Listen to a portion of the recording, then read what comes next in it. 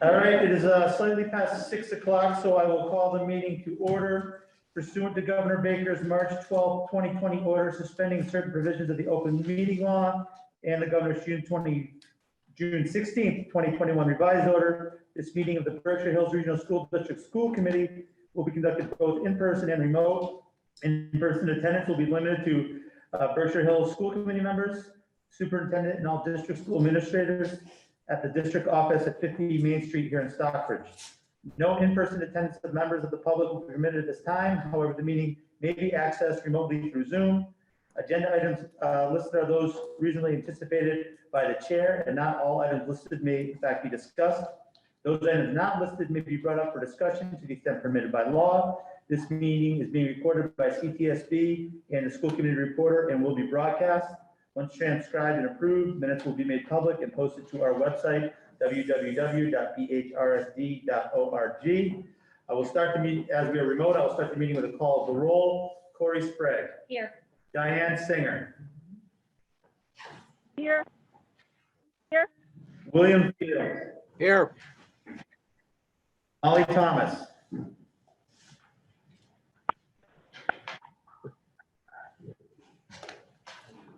You're on mute, Molly.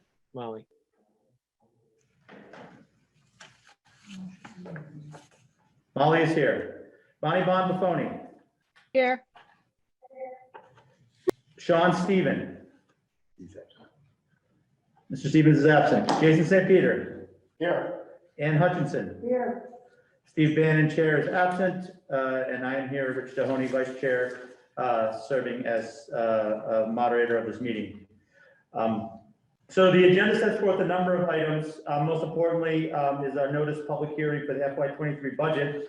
I am going to take one item out of order due to express public interest, and that is under the superintendent's report, the line item entitled "State Shift from Mask Mandate and Our Approach." So we will go through that quickly and then move very rapidly into the public hearing regarding the budget. So Peter, I will turn it over to you for that one limited line item. Okay, so I'll start talking about that. One other reminder, particularly for people in this room with masks on, we need to do our best to enunciate. And then the first time you speak, it would be great if you say your name so that people who are watching at home know that. All right. So a little update on COVID in general. So numbers are coming down statewide. They're still higher in Berkshire County than I'd like them to be. The weekly test results are up on our website. Those are also coming down. We're down to a couple or 2 or 1 cases being identified in pool testing each week. We don't have this week's pool's results in yet, but that data lags a week. And then we have other things. So we are making some progress. I'm going to share a couple things. I know this has been quite a contentious issue, and what I'm going to share is my proposed plan for us going forward, and then I'm happy to respond to some questions from the committee. A week ago, the Commissioner of Education announced he was easing mask mandates effective 2/28, so the Monday we get back from vacation. Earlier this week, the Mass Department of Public Health announced they were making masks optional for vaccinated people indoors. I am now recommending we keep masks for a week after break, and starting March 7th, they become optional. This gives us some time to see if there's a post-vacation spike, as there has been after every single vacation throughout the pandemic. So we can continue to look at data. Masks will still be required in some very specific circumstances. They'll be required on all buses. That's a federal requirement, and we're subject to that. They'll be required in nurses or health offices. And importantly, they'll be required for students and staff coming back from quarantine when they're in that 5-day window when they are potentially still contagious or able to transmit the virus.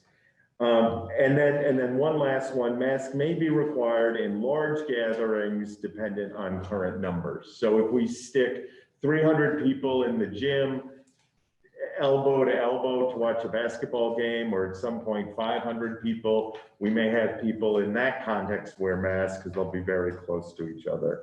I hope to update requirements based on existing data and try to not have a yo-yo approach. Several people want me to lock into data, like particular numbers and cutoffs.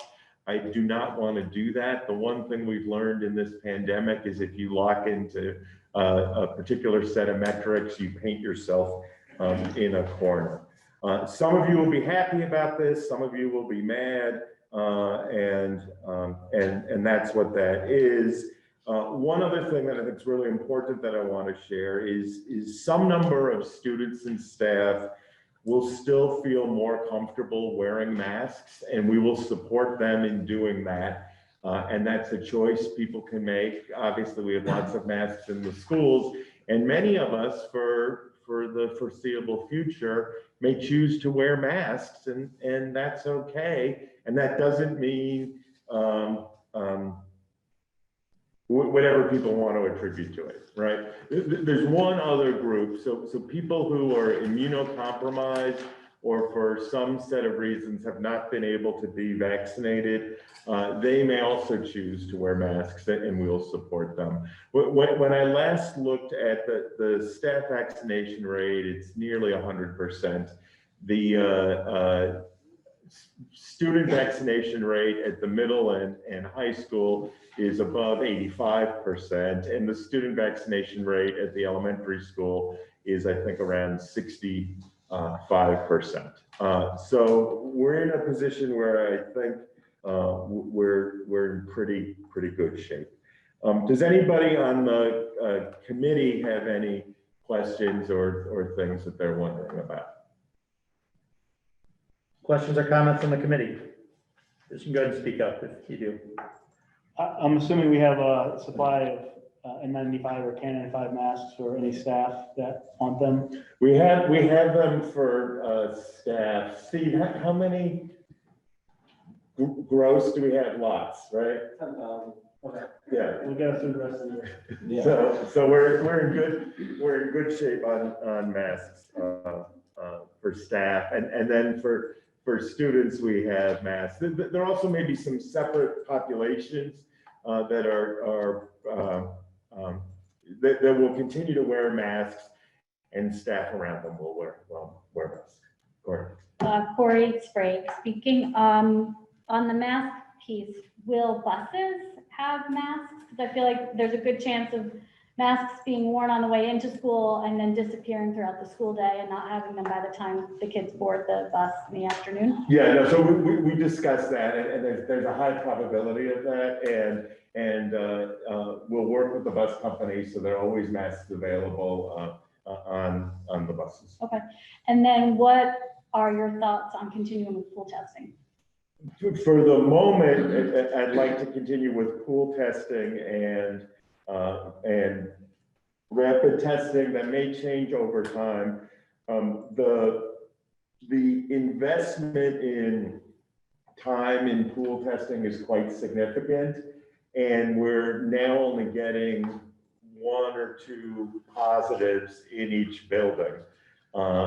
So it may not be worth it. The other thing we may want to do is, previously we've been very open about having everybody participate in pool testing, and we might want to narrow over time the number of people participating in pool testing. There are a lot of, over time, a number of people have contracted COVID, and whether it makes sense for them to test at all is up for debate. So I think over time, what we're doing with pool testing could shift. We're not directly paying for it, so I don't mind continuing it in the short term. We are paying for it in terms of people's time and what else they could be using their time. Steve? Can we just go back to the bus issue? I was talking about this with Sharon earlier. The intent isn't necessarily to have the school district provide a mask for when a child gets on the bus in the morning and then another mask when they get on the bus in the afternoon, but rather that the student come with a mask, and if they happen to forget it, we will have. Yeah, that is correct. I just wanted to clarify that because it seems to imply otherwise. Yeah, no, thank you. Other questions from the committee about the mask thing? It's imperfect, right? It's sausage making, but I think we're making progress, and we'll continue to watch the numbers carefully. Anybody on Zoom from the committee? You guys are all set? So in summary, masks become optional on March 7th. So we'll move on from that line item and go to, which has been marked, item. Just one quick thing. I do have a policy on masks. Do I want to, or would you like me to read it or present it? And does it make sense to do a vote on that? Sure. Okay. So let me share it.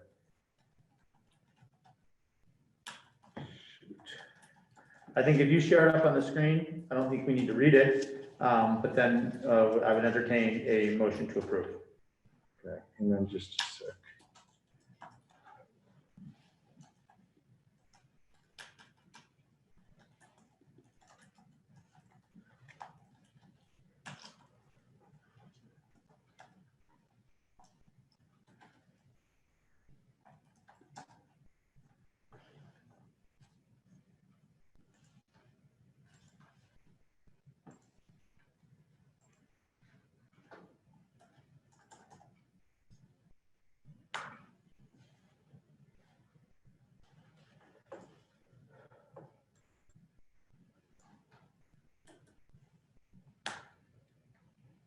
And just so you know, I did not write this policy from scratch. This is the MASC recommended policy.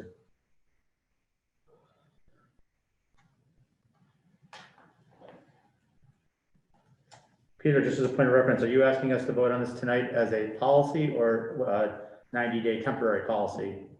I think a 90-day temporary policy. Okay.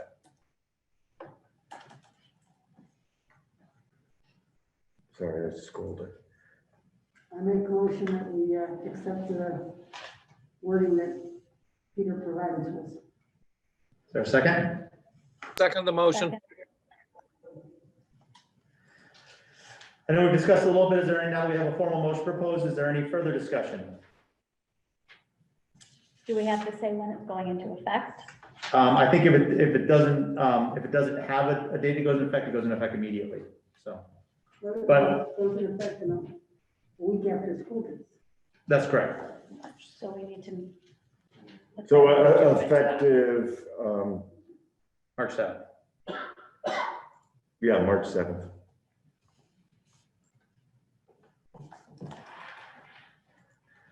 Hearing no further questions or comments, I'll go to a roll call vote. Corey Sprague, Aye. Diane Singer, Yes. William Fields, Yes.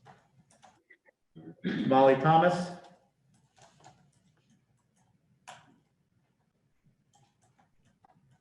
She said yes. yes, oh, yep, yes. Yeah. Bonnie Bonbafoni, Yes. Sean Stephen not present, Jason St. Peter, Yes. Ann Hutchinson, Yes, Steve Bannon not present, Rich Mahoney votes yes. The motion carries unanimously. Okay, thank you.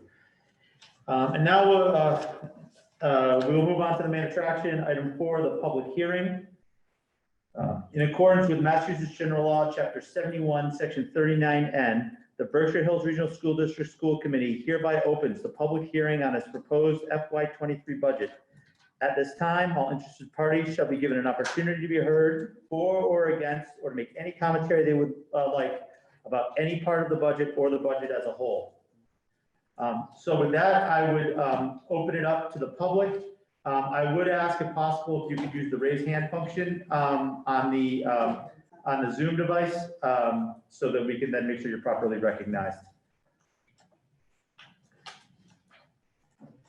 So just to reiterate that, so the raise hand is on the sort of bottom 2/3 to the right. There's a little hand, and you just click on the hand, and then we can recognize it.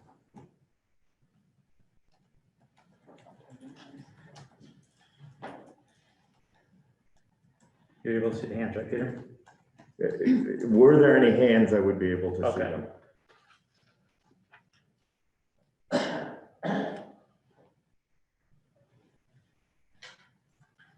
We'll give it a little bit while longer. This will not be our first public hearing where we had no comment. There hasn't been many, but it wouldn't be the first. Somebody went up, No, there we go. Okay, so that's Eddie. Ed Abrams. Now you're recognizing him, Peter? Yeah. Okay, Ed. Thank you. Really, I didn't want you to feel alone here. And I want to know the function works, and thank you for the work you do. I cannot imagine having your job. I don't have a specific question, and I just want to thank you. That Thank is you all. very much, Ed. Yeah.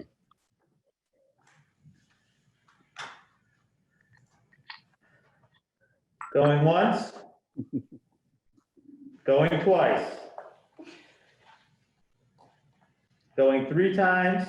I see no further comment, public comment with regard to FY23 budget. So with that, I will close the public hearing and we'll move on to further discussion amongst the school committee.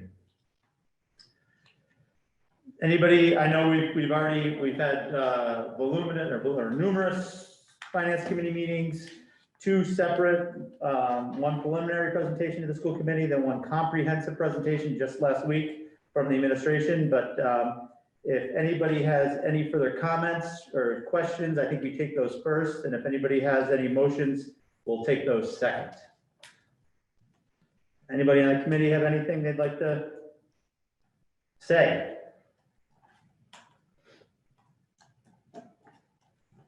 Yeah, this is Jason St. Peter. Well, first of all, I'd like to, say thanks to the Finance Committee once again. I think it's by far the hardest subcommittee, even though I pride myself on being building and ground. The job you do is great, and you make it really easy for us. So that I thank you. I think the budget, there's nothing in there that I would change. But I am, I'm getting some feedback from the people in Stockbridge about the big number going to Stockbridge, over 14%. So my question is actually to Sharon, how much E&D are we having left over after what you've already allocated to the 2 budgets?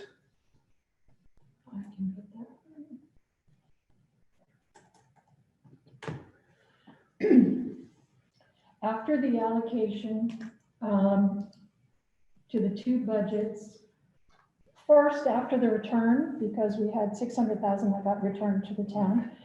And then after the allocation on the budget we proposed last week, there would be $1,058,586 left remaining in E&D going into the next year. And what is the average that we usually run for E&D, would you say, over the last 10 years? That's at the high end, correct? Yeah, I would say I could do an average here right now, but it's close to $1 million. Okay. And I know, to get Stockbridge under 10, it have to be, I know I spoke with you earlier, it have to be like 1.1 million, unattainable, basically, to We'd move have to that. cut the budget by 1.1 million, and then the percentage increase would be 9.81% to Stockbridge. Okay. So it would basically do away with almost all of the increase. Right, yeah, no, that's not a realistic move. Okay, thank you. Any other questions or commentary from the committee?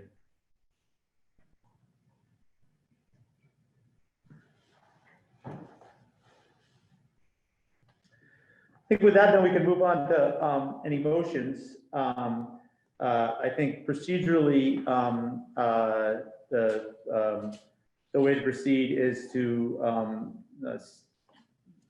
well, let me ask this. Does anybody have any objections to moving forward with trying to approve a budget tonight? We're under no requirements to do so, but I don't know what more left we have to do.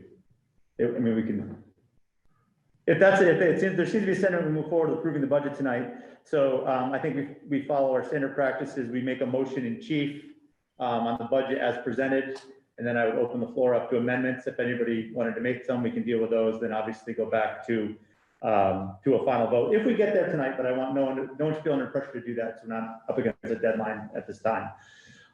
So I would entertain Sharon, you can go capital budget first or operating budget first? Typically, we would look at, typically, if you sort of take a consensus vote that to accept the budget as presented last time without the specific of the capital, the formal motion, Yes. just to get a sense of that before we start looking at it, or we could do formal votes on what was presented last week. Well, my sense is that if we're either going to approve what's presented, or people will make individual motions to amend either the capital or the operating. And then we would change the motion.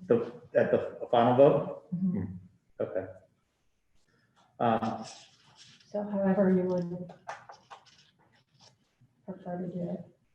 Well, why don't we make the final motion, and then if people want to go back and make amendments, they can, right? No, why don't we like this?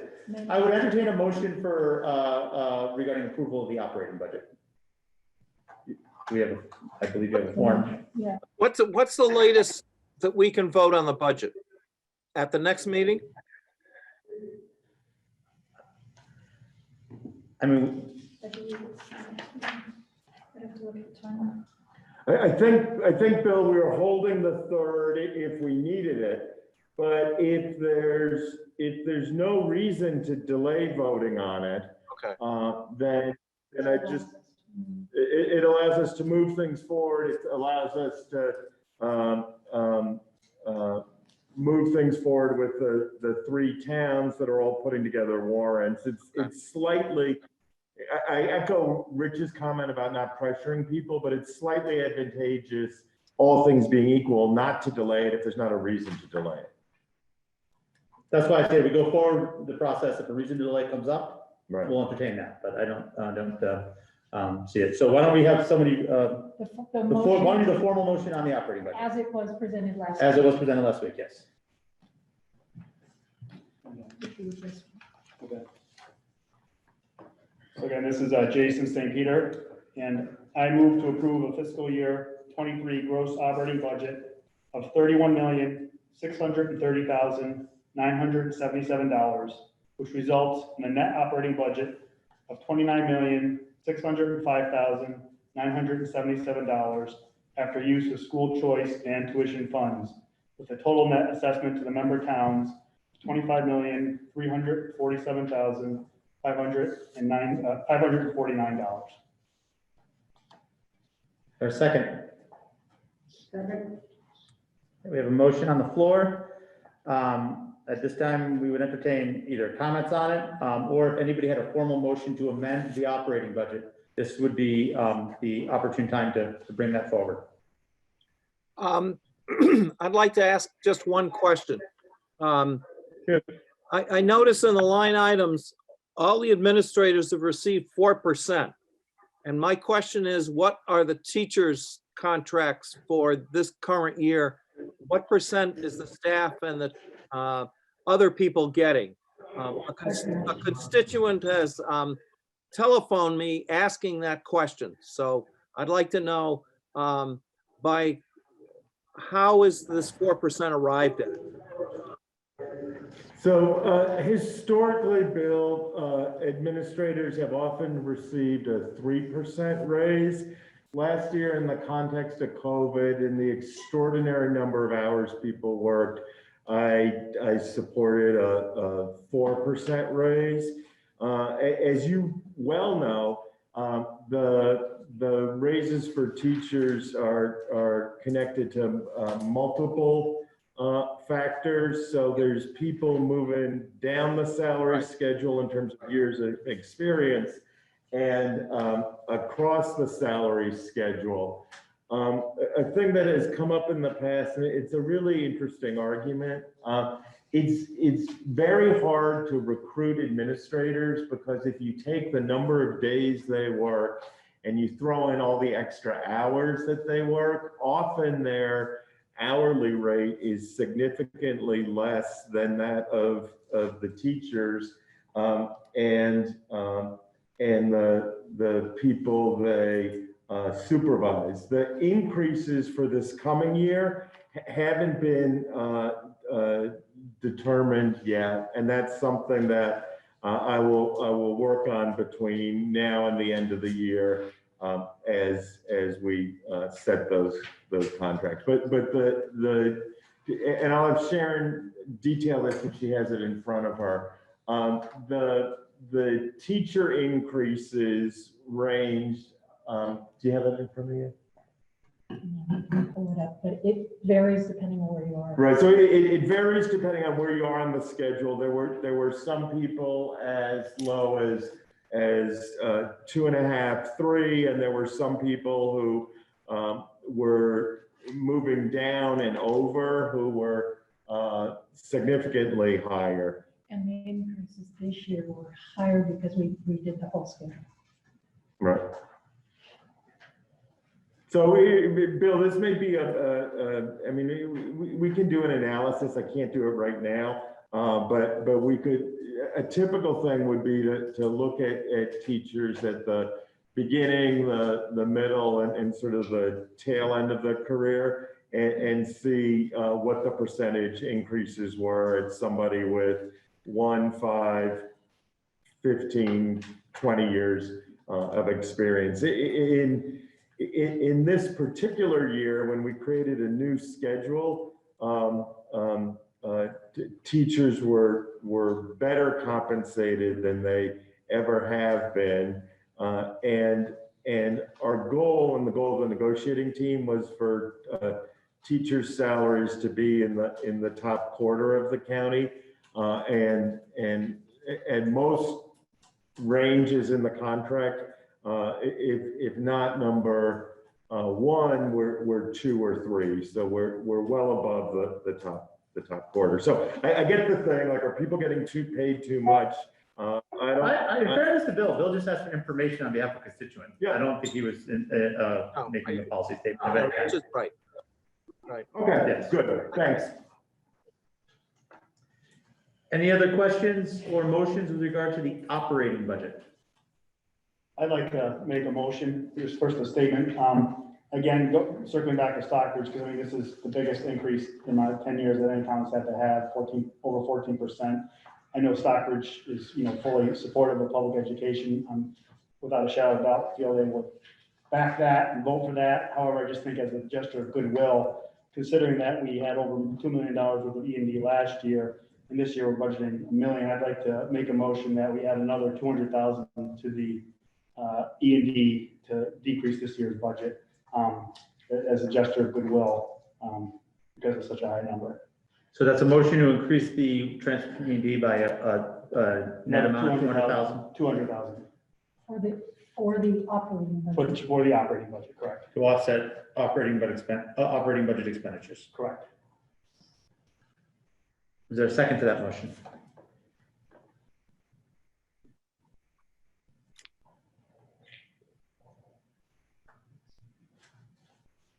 I guess I'll second it so we can talk about it. Okay. Motion made and seconded for discussion. Any comments? Questions? I guess I would ask this math on the slide, but what would that kind of a movement do to the Stockbridge numbers? Tell all the difference. Yeah, It's not gonna be a lot. that's what I'm concerned about, yeah. It's a lot to Great Barrington. Great Barrington would be a 2.85% increase, Stockbridge 13.79, so it decreases about a percentage, and West Stockbridge 3.55. And real dollars, for how much did it say for Stockbridge? Well, Stan Hutchinson, Out of the 200,000 yeah. proportionally with that extra shirt.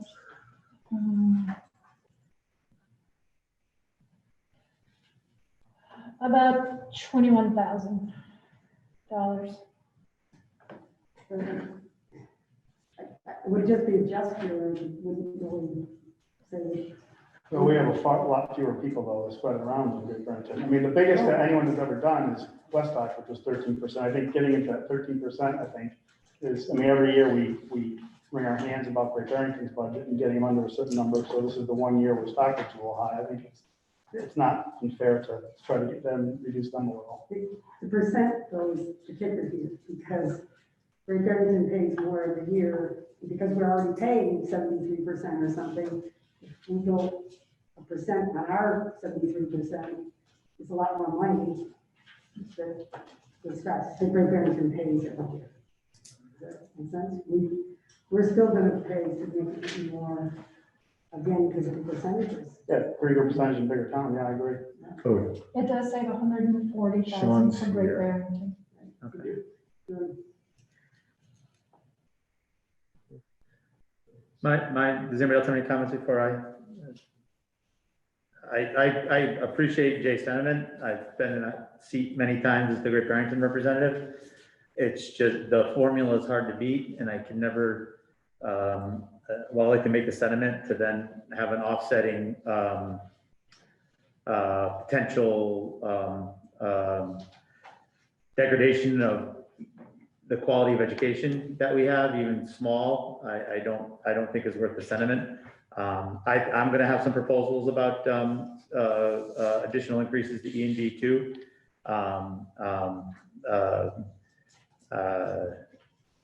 But I don't, at that number, I don't think I could support it, because I don't see the benefit is too much.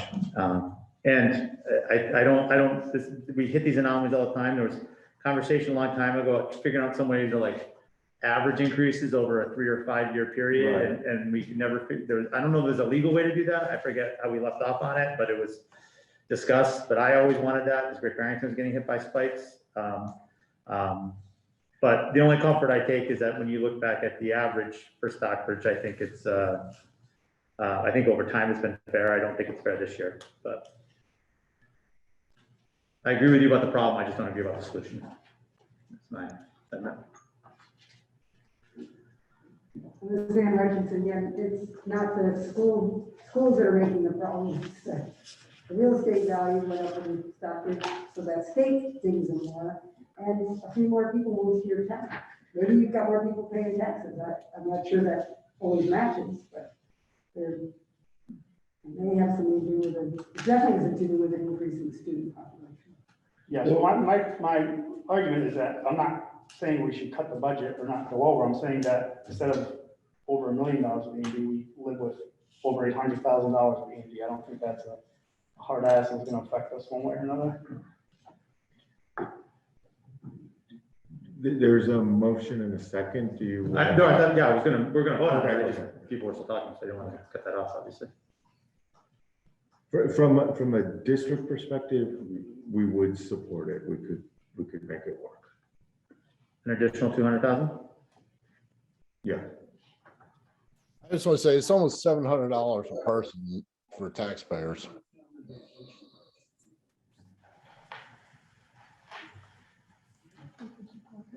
$700 a person for the individuals paying taxes in Stockbridge. Is the increase?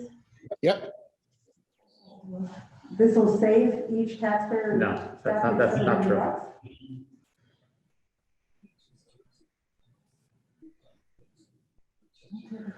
All right, well, we have a motion made and seconded, and a recommendation, a positive recommendation from the administration. So voting on the motion to amend, Corey Sprague, Aye. Diane Singer, Yes. William Fields, Yes. Molly Thomas. She voted yes. Bonnie Buffoni, Yes. Sean Steven, Yes. Jason St. Peter, Yes. Ann Hutchinson, Yes. Steve Bannon is absent. Rich Mahoney votes yes. Wow. Any other motions from the floor? Seeing none, I do have a couple I'd like to propose. The first is motion to amend line item 461 entitled Supplies and Uniforms by increasing the appropriation to $16,000 from $8,000, with the increase being offset by a $8,000 additional transfer from excess and deficiency. Second. I can, before I open up the comment, I can give my brief explanation of that. I think it says, the uniform and supplies for the athletic department. That line item currently in the budget is $8,000. It's been $8,000 for nearly a decade. It's never increased. The cost of uniforms certainly has increased over that time, and it's increased over the last year. Maybe not a full decade, but for a significant amount of time. And for those of us who, our athletic director has done yeoman's work of coordinating and making sure everyone has proper uniforms. There were supply chain issues this year. But I'm probably a group of parents that I've talked to who thinks there might be time for just a 1-year refresh, get everybody boosted up, make sure we're properly sized and properly gendered for all sports with adequate surplus. And also in light of kind of our revamped travel schedule and a lot of the sports going and having longer seasons, that maybe be an opportunity to increase what we provide rather than just base uniforms, maybe outerwear for some of the outside teams, so that that's not, that service isn't so heavily relied on booster clubs. It's a modest increase in the course of the whole budget. I don't anticipate that it would need to be double going forward. As I say, maybe this year would be a refresh, setting up the athletic department, you know, for maybe an increase next year, but not nearly as dramatic. So below 16,000. That was my sentiment on it. I think it would, for the bang for the buck, I think it would definitely enhance the student experience, and particularly given the very high rate of kids we have who participate in athletics.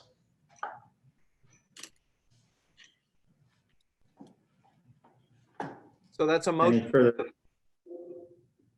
The motion on the table. Entertain any comment you have, Bill. Okay. Has it been seconded? It has.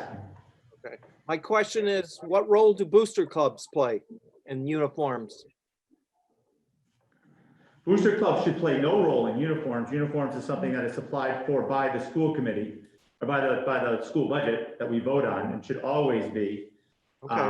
And the school's always done a good job of meeting its minimal obligations on that. I don't want to suggest there's been anything not satisfactory, but I think this is an opportunity to provide some enhancement to what we provide. I mean, quite frankly, booster clubs in spots do provide that enhancement, and I think it has led to some inequity in places, which I'd like to see go. And I just think it will provide a better experience for the kids. So, but where the school has always fully fulfilled its obligations on uniforms and the enhancements that come from booster clubs. This may provide an opportunity for the school to also participate in the enhancements. Which we talked about with some of the other. Oh, sorry. I think Molly's speaking, but I can't hear her. Can you recognize her, Peter? No, she's unmuted, but. she's Not unmuted. muted, but I'm guessing the microphone on her computer's not on. I think that's what's going on. She we're put making it a in the volume chat. yet, or No, there's no chat because you're not allowed to have a chat. She emailed you. but she doesn't have that, little red microphone with the. Peter, you can try to get on the phone, maybe phone, you can put on that, and I'll recognize Corey in the intro. Sure, I was just gonna say the idea, the concept of averaging things and kind of trying to come over like with a smoother number over years. Would it make sense to entertain something like that? So not doubling to 16, but doing something just a little bit of a bump so that we don't have to keep kind of going up and down every year, but just agreeing on a more consistent number going forward? Yeah, I mean, I think that's, the concept of having a boost refresh didn't necessarily come from me. It came from folks who have their hands on the actual process. If we're talking about wide amounts of money, I think, like Steve is so intricate with his long-term planning because we're talking about big dollars. I don't know. Yeah, hang on a second. I think either way is fine. I thought it was just simpler and easier since we're talking about little dollars. I got Molly on the phone.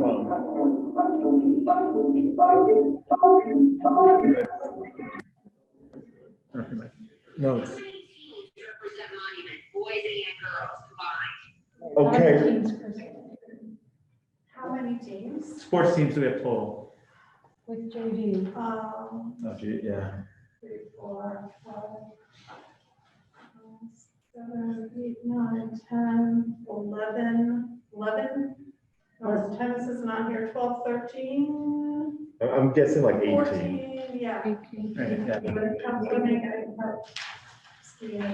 And do we provide uniforms for the co-op teams that are not housed at Monument or no? So like lacrosse, no, crew, no, But for the ones we have, we do. football? Yeah, yeah. A while ago, I'm gonna drop Molly.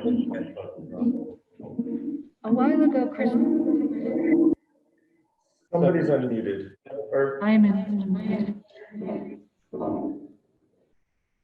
Okay, sorry. A while ago, Christie, if I could ask a question? Sure.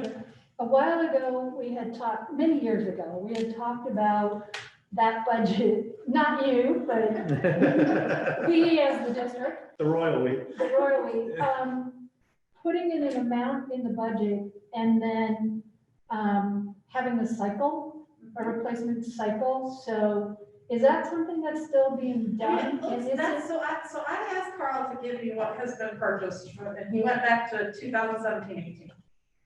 So for this year, it was football and wrestling custom uniforms. Boys and girls cross country was last year with baseball and wrestling singlets. And then there were several replacement uniforms for boys and girls basketball that were delayed due to supply chain issues.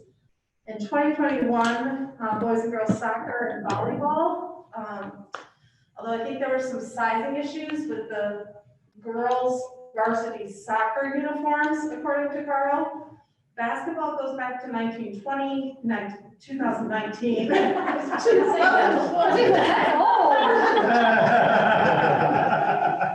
Softball was in 2018-19, and baseball was 17-18, but they were again in 21-22. So there is kind of this refresh cycle that is happening. So it is a cycle. That was my Yeah. basic Yeah. question. Okay. So, and I just, in personal experience, I know that there's still some, I guess, sizing issues.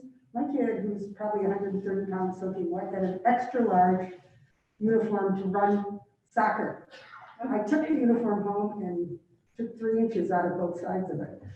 Because that's the uniform, and I asked the coach for a smaller uniform. It wasn't. There definitely, I talked to Carl about this, Yeah. and there are definitely some sizing issues in some instances. There's sometimes some issues getting uniforms back. We work really hard to track it. We try to collect different seniors. I think in 2020 in particular, we had an issue getting uniforms back because the year was so crazy with graduation. There was a lot of things we didn't get back, so we probably lost some of our supply that year, specifically for spring sports, but maybe even across the board, things that we were tracking that we just didn't get. So, yeah. There's another thing that came up. So Molly texted me because the phone thing's bad. Yes. And her question is, if baseball hats are part of the uniform, should the schools pay for that or the booster club? And her recollection of when her son was playing was the booster club paid for hats. There obviously swimming's one where swimmers buy their own suits because it's sanitary, right? To have your own suit, and then skiers, I think, Buy everything. buy everything, right? So I don't know what's going on with baseball hats and what's part or not part of the uniform, but we could look at that again. And that was part of my thing, is to give the financial wiggle room, so, if you decide something it's not mandatory that the school pays for it, but maybe the school wants to pay for it, we have a little extra room. Same with the, calculating exactly how many sizes you're gonna need in each thing for the next 3 or 4 year cycle. Just buy a few extras, so we don't have girls fighting over shorts, because it happens in soccer and basketball every year. This is to give, a wiggle room so that there's enough sizes for everybody. If you haven't seen a kid in a missized uniform, you haven't been to a sporting event. Not just us, every place, and it just seems like something that maybe can be avoided. That's the main sentiment for the motion. Do you want to take a vote on that? Yeah, ready to take a vote? Roll call, Corey Spray, Yes. Diane Stinger, Yes. William Fields, Yes. Molly Thomas. Yes. Ooh. Bonnie Von Buffoni, Yes.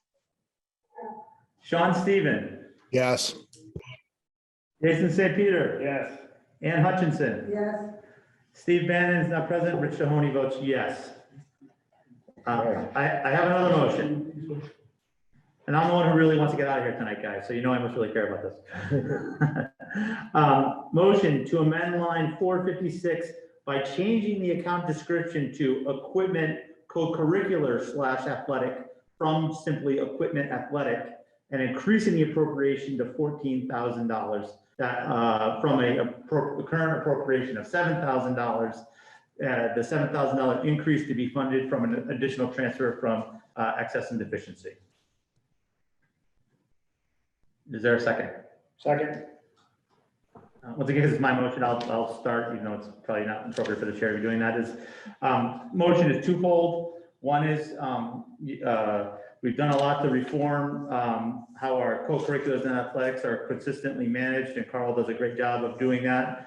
I feel like the line item didn't quite keep up with the change, and I want to provide some flexibility so that equipment isn't purchased just for baseball and tennis, but also for all the whole, can be for the whole, to give leeway to him to use it for all the other co-curriculars, for club teams and other things. And I have no specific, I really don't have a specific item that I think. I just want to provide, I think, as we talk about a lot here, and I talk about more than I probably should about co-curriculars, I think are an important part of the educational experience. And I want to provide as much opportunity as we can. I think this is, once again, $7,000 in the aggregate is a pretty small amount.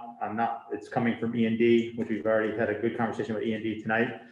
So it's just providing opportunity for Carl and his team and all of the teachers and volunteers who are so involved in our co-curriculars to maybe worry a little less about the budget if they want to do something out of the box, interesting, or that would really benefit the kids. So twofold. One is just, as I say, to expand the ability of use of the expenditure and to increase it. Any questions, comments? Are there specific? No. Bill? Oh, let me just get Bill, he's on the Zoom. Yeah. Bill, do you have something? I was just going to ask, is a co-curricular, you want to change it from athletics to co-curricular activities? Both. I changed it to co-curricular / athletics because that's actually what Carl's title is. So then this would be getting into drama. Sure, yes. I have a problem with how far that could go. I'm not sure.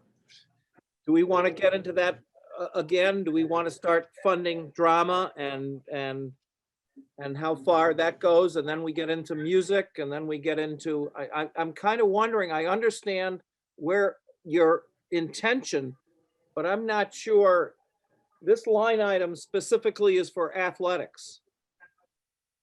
Could we not have another line item, or there must be somewhere else, I'm sure there is, where co-curricular activities are funded. And I'm leery of where this would go in regards to the long run. Sharon maybe can speak to the line item question. I'm a little concerned changing that to co-curricular because there is a specific Mass General Law on student activities and how that's funded and managed. And I'm afraid changing that and starting to spend money on that outside of the stipends that are already in the contract, in the Unit A contract could start. No, this is not, that's why, this is not involving stipends or payments to Right. people, this is just the purchase equipment. I'm concerned that that starts, I would say that if the account is increased, if we had more time to research on the ability of funding student activities with operating, I think that could be very tricky by law. So if we increase the line and had time to look at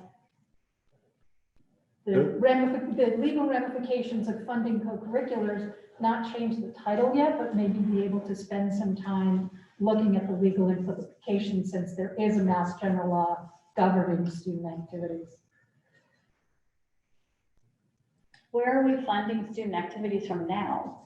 Student activities, there's the stipends, but the activities are funded by and for students. That's student activities, and it's very specific. It is called the fiduciary fund. It is not under our control. It is under the control of the students in that activity. And there's a mass law that is very strict about that.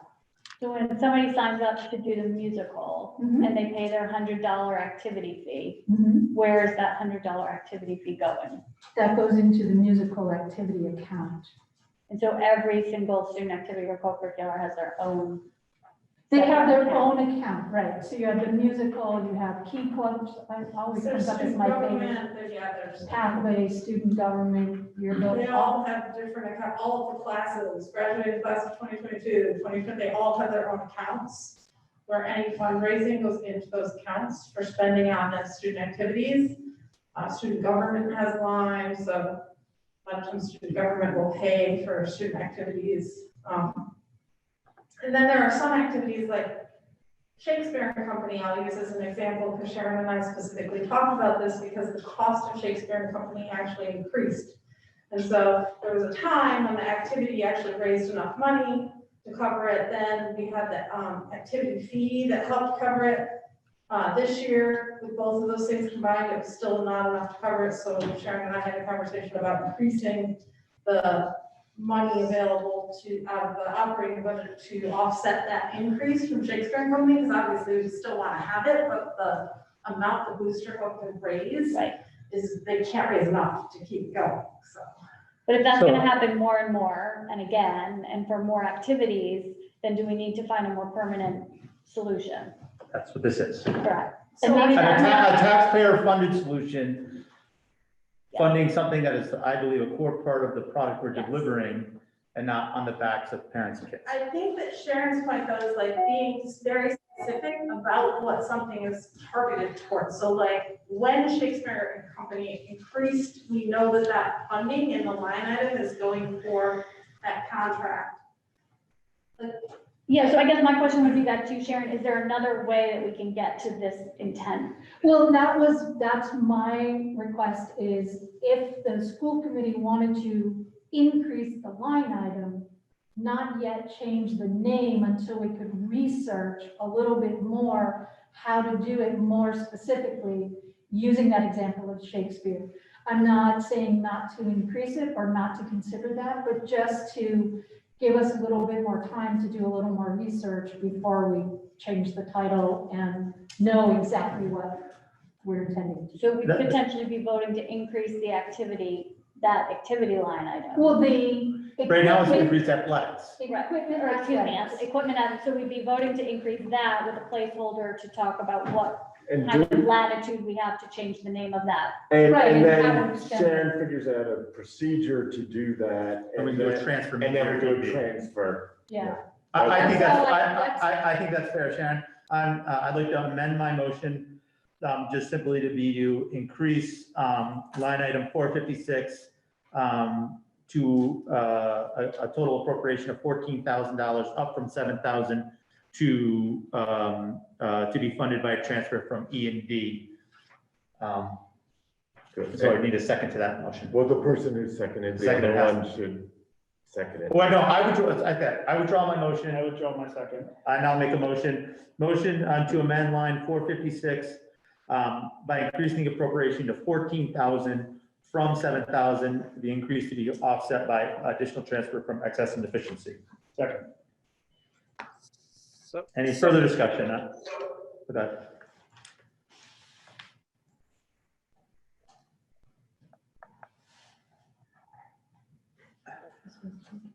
talking? I thought Bill might have had a question, but maybe he doesn't. yeah, no, so what I'm asking is, we're gonna, if it, under the way it's stated now, it says equipment athletics. That's, now we're gonna go back to that and we're gonna add another 7,000 to that. And therefore that adds 7,000 to the athletic budget, okay? But then if Sharon finds out that we can do what you wanted to do, Rich, how do we handle that? Do we take that I money think- out of the athletic? I think what Sharon wants to figure it out, and that's fair, and I agree with that. She may find a procedure where we can make a change like I described to the name of the line item mid-year, or maybe she would find a different line item where this money should have been, and then we would just transfer $7,000 over to that, which we can do at any point during the fiscal year. Okay, all right. I'm just concerned that that would increase that budget item by 7,000. Yeah, I mean, right now it is, that's fair, that's what it's doing, but I think there's clear consensus on the committee as to where we want to see that money go. Okay, And we'll come back pretty soon, as soon as Sharon gets through this budget season and has time to get us an answer. I'm confident that she will have that for us. okay, I understand that. All right, with that, roll call on the motion. Corey Sprague, Yes. Diane Singer, Yes. William Fields, Yes, Molly Thomas, Yes. Bonnie Bon Buffoni, Yes. Sean Steven, Yes. Jason St. Peter, Aye. Ann Hutchinson. Yes, Steve Mann is not present. Richard Mahoney votes yes. The motion passes. That's great. I have one more. And this is a motion to add the following line item: salary / community engagement specialist with a total appropriation of $50,000.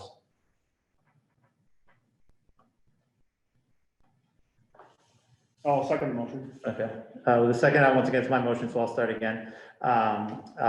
So this is the position that I've talked about in many forms, in many different times. I think, you know, if this is to get a placeholder in the budget for it. And then I think we can move into really refining a job description of it. As you know, we talked about it kind of at length in the course of some grants back in the fall. But the sentiment behind it is I believe our administration needs an increase in bandwidth and their ability to continue to relay information and have a real authentic two-way conversation with our school community internally and with our community as a whole and our community partners. So much time is invested by our administration in doing that. I feel, and the message that they have is so powerful. I think any little bit we can do to help amplify it. And it's also an opportunity to kind of free them up from things that can be very time consuming, like being at community meetings, updating websites, editing and publicizing letters to parents, things like that. And I feel like every major issue we've had, we've heard it from our DAI consultants. We heard it in the context of the curriculum change. We've heard it all through the COVID thing, that at the end of the day, our school committee, our school committee, our school community as a whole, and our community all really has very little disagreements. And when we do, they stem from communication problems, not real mission things. So I think this would be a dramatic enhancement to the parent experience, to the student experience, to the teacher experience, if we had someone who's focused on making sure that all the avenues of communication are totally maximized. And I know the administration has a lot of exciting ideas about, we've already employed some outside consultants and other consultants to do this, but this is an important day-to-day function that I think can be supplied by a full-time personnel at a relatively fair salary. So once again, I'm asking you to increase to add that line item, $50,000, and have the offset be funded by another withdrawal, another transfer from E&D. Question? Yes.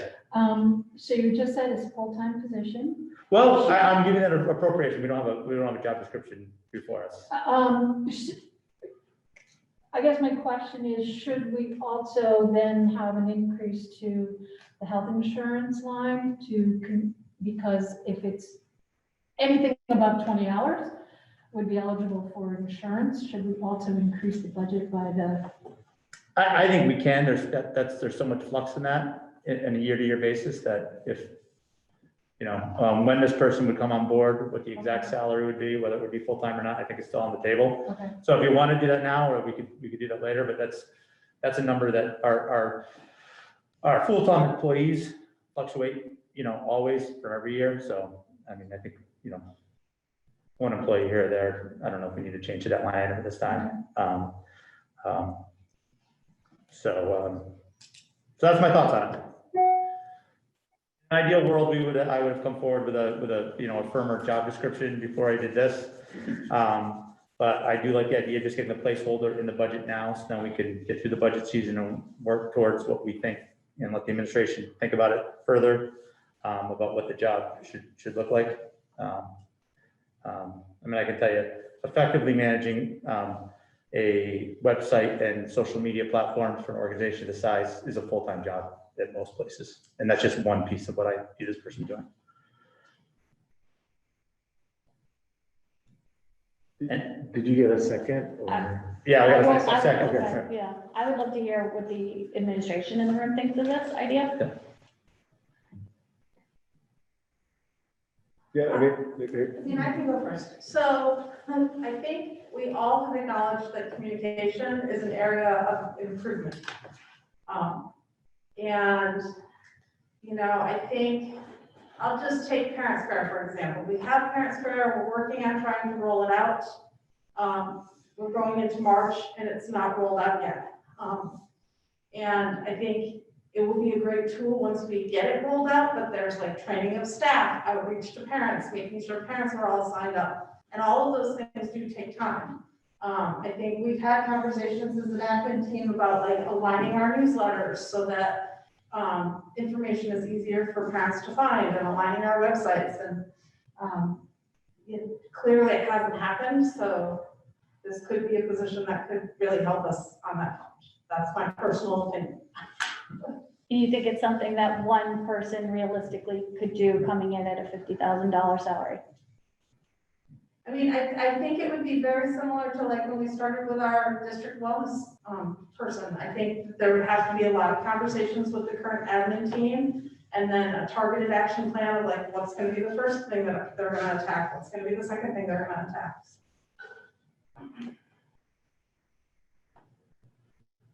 I think probably Christy speaks for everybody, or maybe everybody except Sharon. She said what I heard to say better than me, so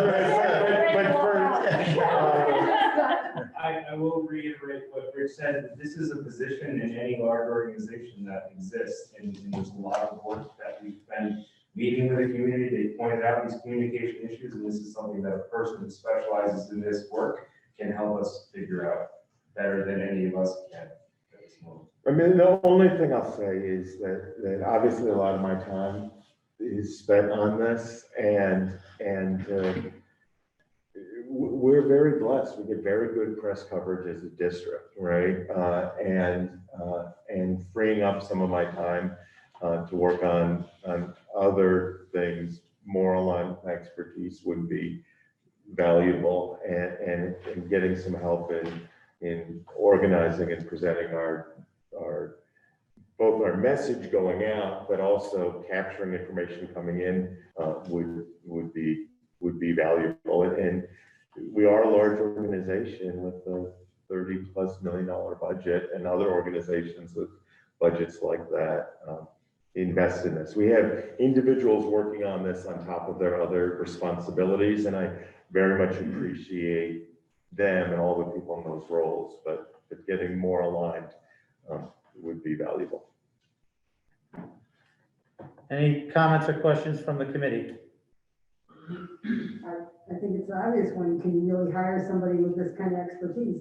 This is the kind of person that could make things way worse, right? By a few major mistakes, you could end up with big problems. But can you really hire somebody with the actual gravitas to do this job? I took the number out of the air just a little bit. I'm not looking for someone to be a high-paid spokesman. It's more of to assist all of these people and when they're engaging with the community. So I don't view this as losing, and the principal's voice or Peter's voice or anything. But if you're a parent here, you get a lot of communications from these people, which they spend a lot of time drafting and editing and then getting out. And, at the end of my day, I always have like 6 half-drafted emails at my job. I can tell these guys do too. So it's more of a supportive role than a lead role, which I think maybe would negate, in my view, would negate your concerns. No one's going to be, and I like the way Christy described it compared to the health directors. She has a project, here's your project, help me with this project. And John has a project, you help me with this project, and then maybe the portfolio expands. But I don't view this as supplanting anyone's voice. I think this could be something where 2 years from now, we sit back and say, wow, that was a great investment. Look at everything has changed, and no one even knows this person's name. You know what I mean? Because it could be more of a background role, but a lot of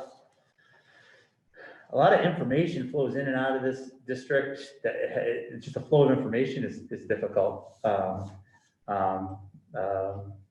We don't. I can go to public records responses, or it can be very burdensome. It's something we don't see, we don't know Peter and Sharon and other people are involved in. So, yes, somebody could screw it up bad. But I don't view them as, the check will always be there because it's a supportive role, not a lead role.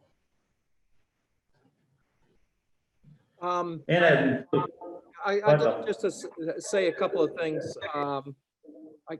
One of the first things is I should tell the committee that we're looking at a school project, and we're going to have to hire a consultant. And I don't know where the money comes for that then. It's going to come pretty soon because we're going to get a decision one way or the other. And we as a committee have decided that one way or the other, we're going to hire somebody to help out the administration. And maybe we need to hire 2 people. I think that takes a little more, my sense of priorities would be my priority rather than this position. But to address this position, I'd like to see a detailed job description. I'd also like to see how many other regional school districts have PR, because that's what this is. This is a PR position. No matter how you cut it, Rich makes a very cogent analysis, but cutting through all that, this is PR. And I think it could be handled by, if we're interested in that, I think we should maybe in another session talk about that. Do we really want to establish another administrative layer?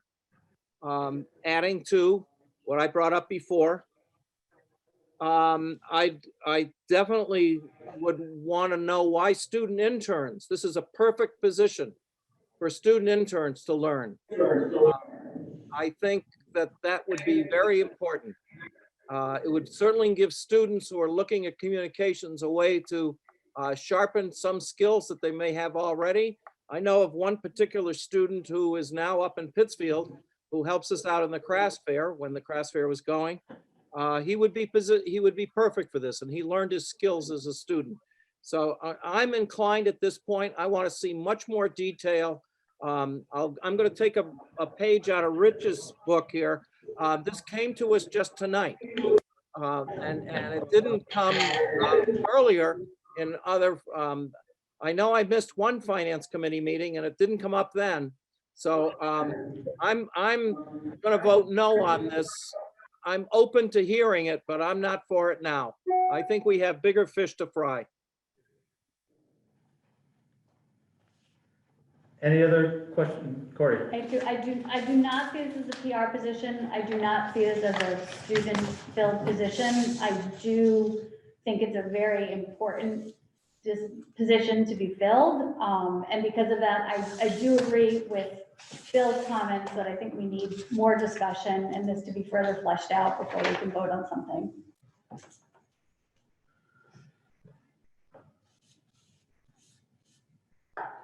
Any further comments?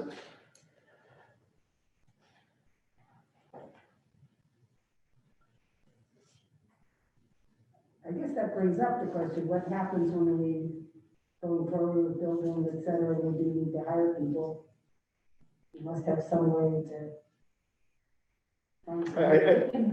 I think they're separate things, so potentially some of the work may overlap. So in the next month or so, we expect to hear from the MSBA, right?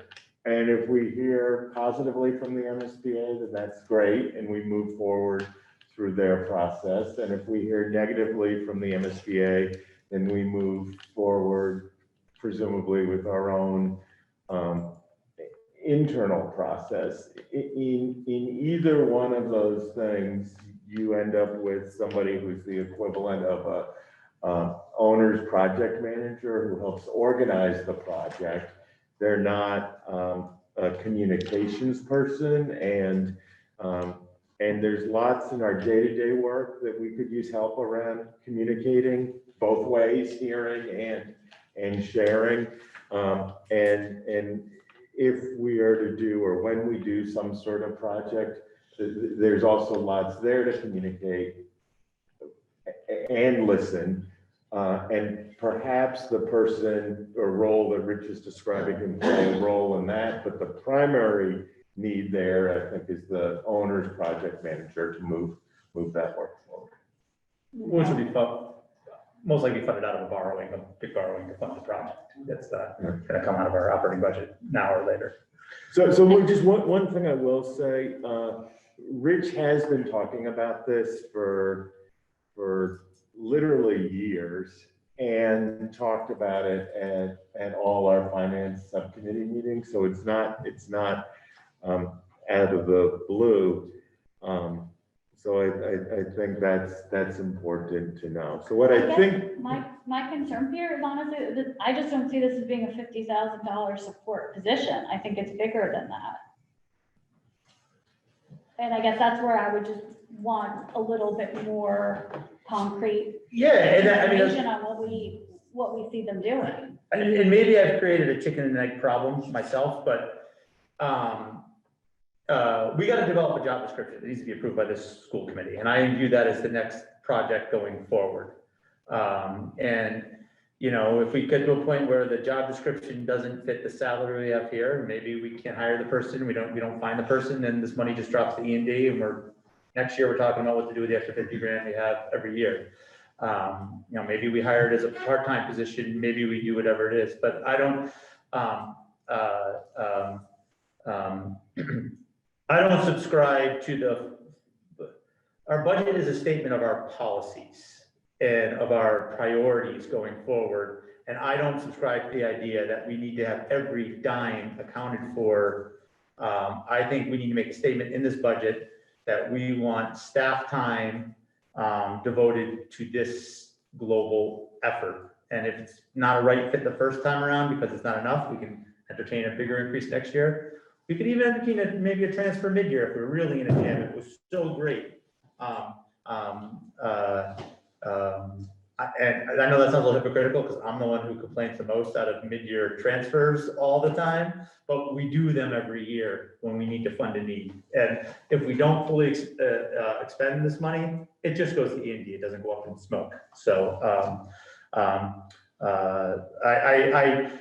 I hear Bill and Corey's concern that it'd be better if we had a job description in front of us, but I think to get real about a job description, we need the money first and make the policy statement now. And I think by the time the snow melts, we will have a job description that everyone. Well, it's not by the time the crocuses come up, I'm confident that we can have a job description that will be really dynamic and interesting and supportive of everyone. So, let's like not ignore the elephant in the room. Everyone's eager to spend D&D. We're in a position to do it right now. So that's why I am kind of lunging forward with something that I thought is a priority for a long time.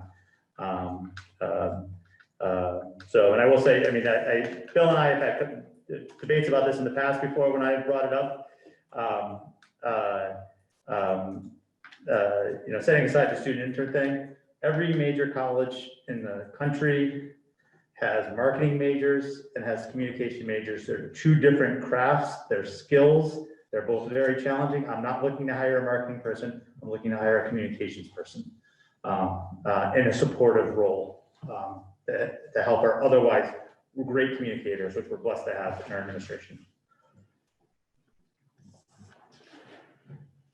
Any other questions or comments?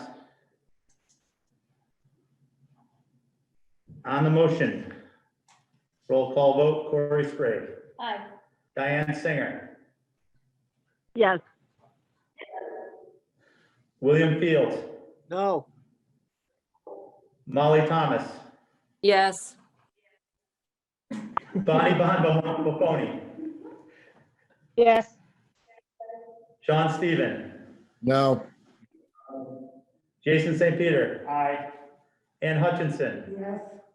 Steve Bannon's absent. Rich Mahoney votes yes. So that carries 7-2. Correct. Which is the 2/3 majority required. Yeah. Any further motions or comments on the budget as amended? I just have one question about the bump in transportation for athletics because of the distance. Is there anything that we can be pursuing at the MIAA level or the state level or anything to kind of make us whole on that piece? So my understanding, and Sharon maybe can clarify this some, is we get reimbursed for our regular runs for regional transportation at whatever percentage it is, but we're not getting reimbursed for athletic transportation. And I think it's a good argument to make to the MIA. We travel more than anybody. And we travel more in our like Berkshire's Pioneer Valley League. And then we also travel more if we're successful and move through playoffs and other things. Right. And some things like the swim meet that Zoe's going to at States is Boston University. Like we're really traveling, and that's really different than if you live in Cambridge or the Cape. Yeah. So I don't know if that factors into the budget, but I would like to, I don't know if there's some way that we can pursue that piece.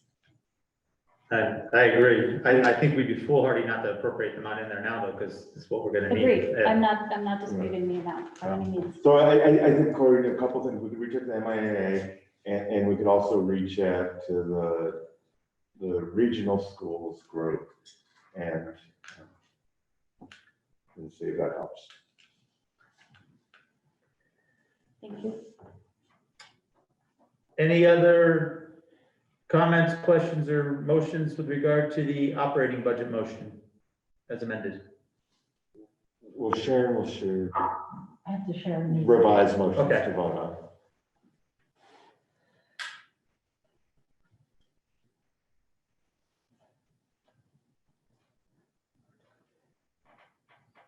As Sharon's doing that, I'll just point out that while we did make a lot of amendments today, by my recollection, all of them were funded by offsets to E&D. So we're not increasing the assessment numbers that were presented at last week's budget presentation. We actually We decreased. decreased it Because because we of the added the 200,000. Oh, right, we decreased it, yes. That's why. That's why she's out. That's why she's doing that. Yes, yes. Let me, I would like to just go over all the changes, just to make sure. I think that's fair. So we began with our proposed budget last week of gross operating 31,630,977. We added 15,000, 8,000 for the athletics uniform line, 7,000 for the equipment athletics, with further discussion on that. And we added $50,000 for a communications specialist, and again, further discussion. All three of those to be funded by E&D. For the operating budget, we started from last week, $352,000 recommended. We added another 200,000 based on the first motion. We added another 15,000 for the 8,000 plus the 7,000. We added another 50,000 to offset the cost of the communication specialist, correct? The only question I have is on the athletics, the uniforms, because you said we added 15. I thought we were bumping. No, we added 15 to- 8 8 Okay. and 7. and 7, Yes, so perfect. 15. Perfect, Yeah. thank you. Yeah. That sounds correct. That sounds accurate to me, Sharon, well Okay. done.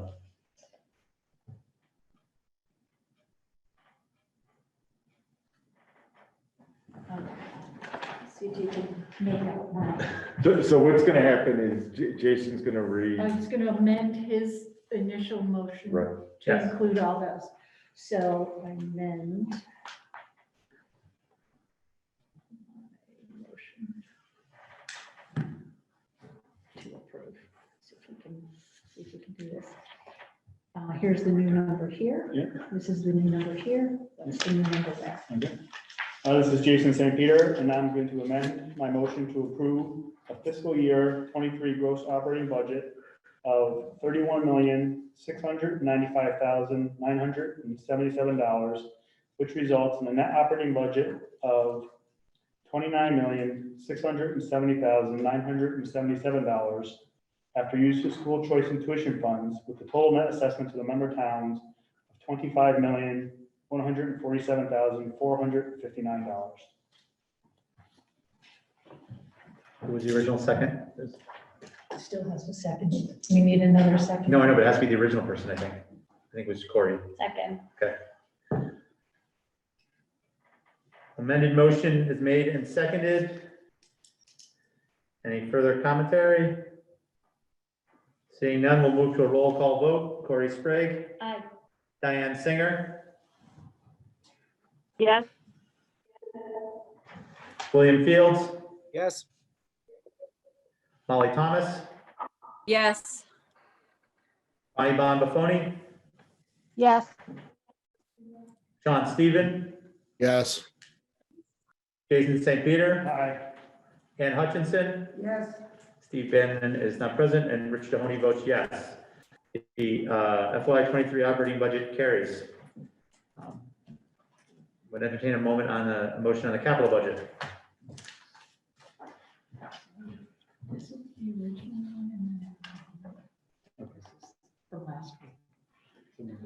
Yeah. Okay. It's Jason St. Peter. I move to approve the fiscal year 23 capital budget of $1,896,125 with a total net assessment to the member towns of $659,191. Do we have a second? A second. Any questions, comments, or motions on the capital budget?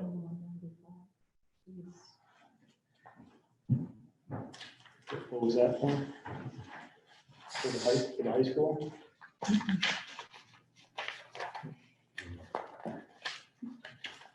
Sharon, is the motion acceptable form to you as made?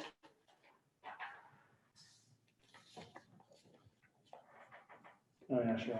Yeah. So Sharon, we have a motion made and seconded. Do you have any issues with the form of the motion? That was the original motion based on last week's budget. Yes. And once again, I don't see any questions or commentary with regard to the capital budget, so we'll move to a roll call vote. I'd like to amend Oh, okay. budget. So there's, do you want to speak this, or there's some added expenditures that have come up regarding this part of the budget for automotive, front-end alignment of a machine for $25,000, a tire changer for $10,000, for the elementary school upgrade to the AHSRAE standards for the EMS com, which is $70,000. Steve, you're gonna have to talk to that. People have questions. The middle school, complete to convert MSBA CNET protocols for $40,000, and then replace one plow truck in the maintenance department for $50,000 for a total of $195,000. And how would you like that funded? What would you recommend? Offset by the Offset by E&D. Is there a second? Second. Second by Molly. Any questions or comments on the motion to amend? Do we want Steve just to briefly summarize that, or, I mean, it's kind of self-explanatory to me, but.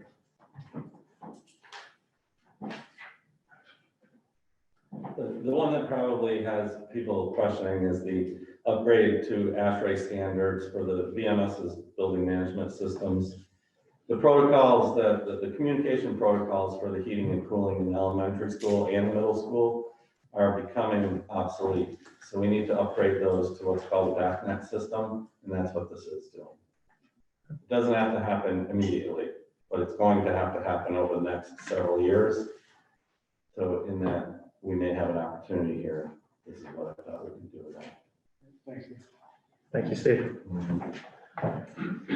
Any other comments or questions for Steve or Jay or anyone? Okay, roll call vote. This is just on the amendment, the proposed amendment. Corey Sprague, Yes. Diane Singer, Yes. William Fields, Yes. Molly Thomas, Uh-oh, Molly went away again. Wait, here's Yes. some. Yes. Molly votes yes. Bonnie Von Buffoni, Yes. Sean Stephen, Yes. Jason St. Peter, Aye. Ann Hutchinson. Yes. Steve's not here, and I vote yes. So the amendment carries. Now I guess we need to be presented with the amended motion for the gross capital budget.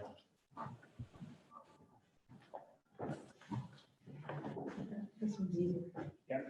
Jason St. Peter, I amend my motion to approve the fiscal year 23 capital budget to $2,091,125 with total net assessment to the member towns of $659,191. Corey, will you amend your second? Yes. I don't see any further comments or questions about the now amended capital budget. So I will move to a roll call vote. Corey Sprague, Aye. Diane Singer, Yes. William Fields, Yes. Molly Thomas, Yes. Bonnie Von Buffoni, Yes. John Stephen, Yes. Jason St. Peter, Aye. Ann Hutchinson, Yes. Steve Bannon, not here, I'm sorry. Richard Mahoney, yes. So the capital budget as amended passes for FY '23. I am correct, Sharon, that we need no further action with regard to the budget items? Okay, so with that, we have completed not only the public hearing, but also the budget process for FY '23. Once again, way ahead of schedule, but with a lot of good analysis and debate. Given the heavy import of the work we've already done tonight and the absence of a a skilled articulate chair. I am going to be adjourning the meeting now, and all further matters will be postponed. The only thing, oh, we're gonna go into executive session. Oh, yes. I'm adjourning the meeting in chief as noted by our agenda. We will be going into executive session, not to return.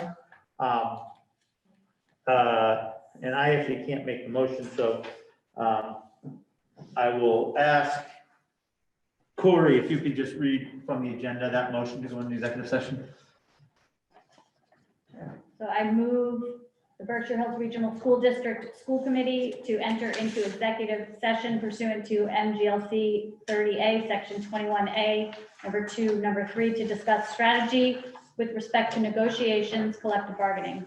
Holding this discussion in open session may have a detrimental effect on negotiations. The school committee will not reconvene following executive session. Do I have a second to that motion? Second, I think Ann beat you, Bill. So Okay. Ann on the second, roll call vote, Corey Sprague, Aye. Diane Singer, Yes. William Fields, yes. Molly Thomas, Yes. Audie Bonbafoni, Yes. Sean Steven, Yes. Jason St. Peter, Aye. Ann Hutchinson, Yes. and Rich Mahoney votes yes. Meeting in chief is adjourned. We'll move into executive session.